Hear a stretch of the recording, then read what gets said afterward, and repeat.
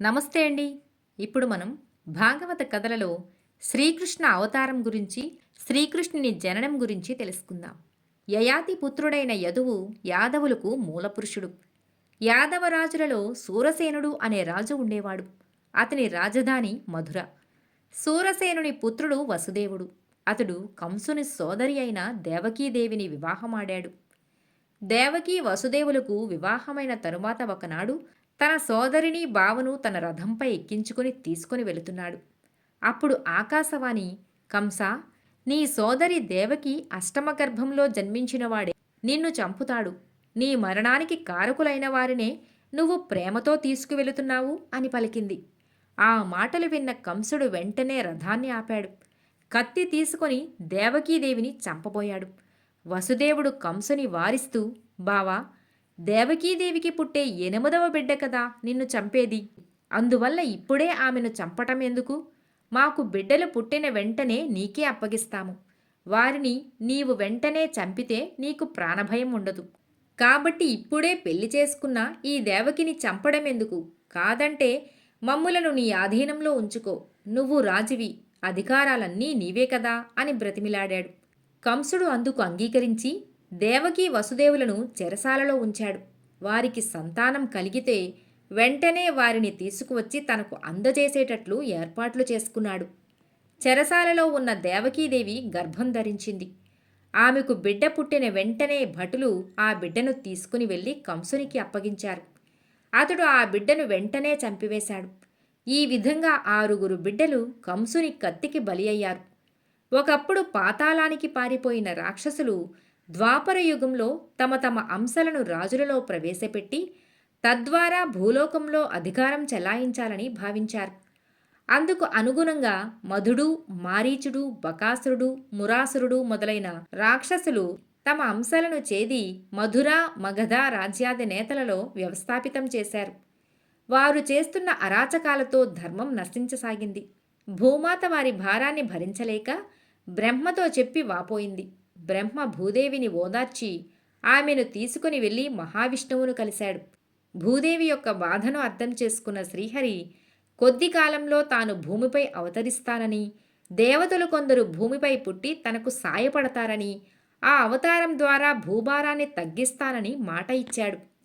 రాక్షస అంశలతో పుట్టిన కంసుడు, దంతవక్త్రుడు, జరాసంధుడు మొదలైన రాజుల బాధలను భరించలేని దేవతలు శ్రీహరిని సంప్రదించారు. అప్పుడు ఆయన, మీరు ఆందోళన చెందవలసిన అవసరం లేదు. నా అంశలైన నరనారాయణులు బదరికావనంలో తపస్సు చేసుకుంటున్నారు. మేము త్వరలోనే కృష్ణార్జునులుగా అవతరిస్తాం. ముందుగా ఆదిశేషువు బలరామునిగా జన్మిస్తాడు. మేమందరం కలిసి ధర్మ సంస్థాపన చేస్తాం అని దేవతలకు మాట ఇచ్చాడు. విష్ణువు దేవతలకు మాట ఇచ్చిన కొద్ది కాలానికి దేవకి 7వసారి గర్భం ధరించింది. భగవంతుని అనుమతితో యోగమాయ ఆ గర్భాన్ని వసుదేవుని మొదటి భార్య రేణుకాదేవి గర్భంలో నిలిపింది. దేవకి గర్భాన్ని పోగొట్టుకున్నదని కంసునికి తెలిసింది. కానీ కొంతకాలానికి రోహిణి ఒక మగబిడ్డని కన్నది. అతడే బలరామునిగా జన్మించిన ఆదిశేషువు. ఒకరి గర్భాన్ని మరొకరికి సంక్రమింపచేయటం వల్ల జన్మించాడు కాబట్టి బలరాముని సంకర్షణుడు అని కూడా అంటారు. మహావిష్ణువు ఆనతివ్వడంతో దేవతలు కూడా భూలోకంలో అవతరించారు. శ్రీకృష్ణ జననం. దేవకీదేవి 8వసారి గర్భాన్ని ధరించింది అన్న విషయం కంసునికి తెలిసింది. ఈసారి కంసుడు కారాగారం చుట్టూ భద్రతా వలయాన్ని ఏర్పాటు చేశాడు. శిశువు పుట్టిన వెంటనే తనకు కబురు చేయాలని గట్టిగా భటులను హెచ్చరించాడు. అది శ్రావణమాసం అష్టమీ తిథి అర్ధరాత్రి. దేవకీదేవికి కుమారునిగా శ్రీహరి ఆ చెరసాలలో ఉద్భవించాడు. ఆ సమయానికి భగవంతుని మాయ వలన భటులందరూ గాఢంగా నిద్రపోతున్నారు. చెరసాల గది తలుపులు తెరుచుకున్నాయి. వసుదేవుడు పుట్టిన బిడ్డను ఎత్తుకున్నాడు. చెరసాల నుండి బయటకు వచ్చాడు. బాగా వర్షం కురుస్తోంది. ఆ వానలోనే పురవీధుల్లో నడుస్తూ యమునా తీరం చేరుకున్నాడు. యమునా నది అతనికి దారి ఇచ్చింది. వసుదేవుడు ఆశ్చర్యపోతూ ఆ దారిలో పయనించి నందుని ఇంటికి చేరుకున్నాడు. అప్పుడే యశోద ప్రసవించి ఒక ఆడపిల్లను కన్నది. వసుదేవుడు తన కొడుకును యశోద పక్కలో పడుకోబెట్టాడు. అక్కడున్న ఆడపిల్లను తీసుకుని చెరసాలలో ప్రవేశించాడు. దేవకీదేవి పక్కలో ఆ పిల్లను పడుకోబెట్టాడు. అప్పటి వరకు నిద్రపోతున్న కాపలా వారికి మెలకువ వచ్చింది. అప్పుడే దేవకీదేవి ప్రక్కలో ఉన్న ఆడపిల్ల ఏడవడం మొదలుపెట్టింది. దేవకీదేవి ప్రసవించింది అనుకుని కావలివాన్రు ఆ వార్తను కంసునికి తెలియజేశారు. వెంటనే ఆ శిశువును చంపడానికి కత్తిని తీసుకొని కంసుడు చెరసాలకు వచ్చాడు. కంసుని చూసి దేవకీదేవి, అన్నయ్య, ఆడపిల్ల, అది నిన్నేమి చేస్తుంది, కనికరించు అంటూ బ్రతిమిలాడింది. ఆకాశవాణి చెప్పింది కాబట్టి అష్టమ గర్భంలో జన్మించింది మగ అయినా ఆడ అయినా చంపవలసిందేనన్నాడు కంసుడు. పిల్లను పైకి విసిరాడు. క్రింద కత్తిని అడ్డంగా పెట్టాడు తెగిపోవటానికి వీలుగా. పైకి ఎగిరిన బిడ్డ కింద పడలేదు. కత్తికి ఎరకాలేదు. దివ్యమైన కాంతితో యోగమాయిగా ప్రత్యక్షమైంది. ఓరీ కంస, నేను మహాశక్తిని. నిన్ను చంపేది నేను కాదు. నిన్ను చంపేవాడు రేపల్లెలో ఉన్నాడు. అక్కడే పెరుగుతున్నాడు. ఇక్కడి నుండి నీకు ఆయువు తరిగిపోతుంది. జాగ్రత్త అని హెచ్చరించి మాయమైంది. ఎక్కడో పొరపాటు జరిగిందని కంసుడు భావించాడు. రేపల్లెలో పెరిగే ఆ బాలుడిని చంపితే తన ప్రాణాలకు ఇక ముప్పు కలగదు అని భావించుకున్నాడు. తనను చంపడానికి పుట్టిన ఆ బాలుడు రేపల్లెలో ఎక్కడ ఉన్నాడో తెలుసుకుని అతనిని చంపమని పోతన అనే రాక్షసిని పంపించాడు. రేపల్లెలో వసుదేవుడు తన కొడుకును యశోద పక్కలో ఉంచి వెళ్ళిన కాసేపటికి యశోద కళ్ళు తెరిచింది. నీలమేఘవర్ణంతో మెరుస్తున్న ఆ బాలుడే తన కుమారునిగా భావించుకుని ముద్దాడింది. ఆమె భర్త నందుడు కూడా వచ్చి ఆ బాలుని చూసి ఎంతో ఆనందించాడు.